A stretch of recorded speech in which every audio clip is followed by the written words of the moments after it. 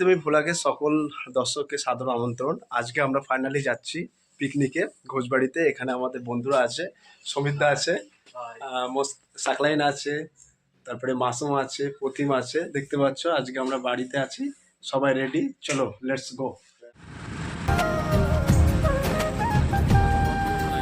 কেন এত দূরে আমাদের রাকিবদা আমাদের মাঝে নেই, কারণ বিশেষ একটা কারণের জন্য। বাট আমরা চাইছি যে গার্লফ্রেন্ডের কথা শুনে যদি এরকম আমাদের সাথে অভ্যর্থনা করেন তাহলে কিন্তু খুবই খারাপ।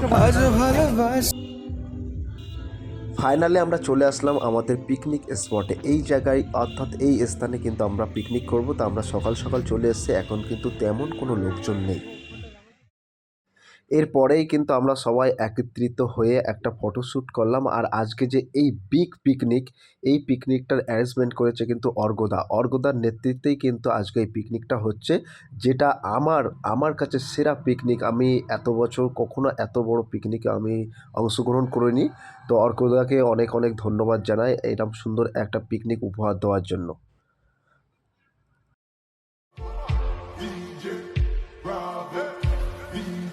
তারপরে আমরা একটু রিলস বানিয়ে নিচ্ছিলাম, হালকা করে একটা রিলস বানালাম। তারপরে কিন্তু আমাদের নাচ গান শুরু হয়ে গেছে, তোমরা দেখতে থাকো।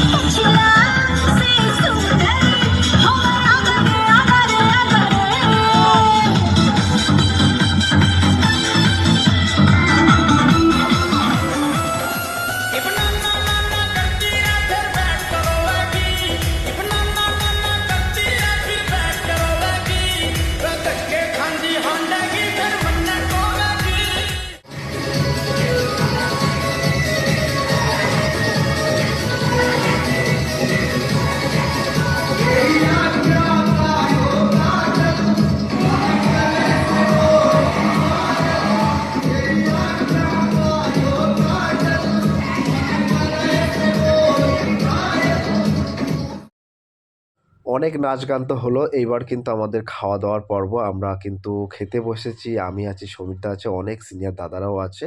তো আমরা কিন্তু খাওয়া দাওয়া কমপ্লিট করে কিন্তু আমরা আবার একটি ফটোশ্যুট করব। খাওয়া দাওয়া সেরে কিছুক্ষণ বিশ্রাম নেওয়ার পরে কিন্তু অর্গদার সাথে আমরা একটা স্কট ফটো তুলছিলাম বন্ধুরাও মিলে। তো এইখানে একটা বেস্ট একটা মুভমেন্ট আমরা ফিল করছিলাম। তো ছোট ছোট ক্লিপস কিন্তু আজকে আমাদের পিকনিকে ছোট ছোট ক্লিপস তোমাদের মাঝে তুলে ধরলাম।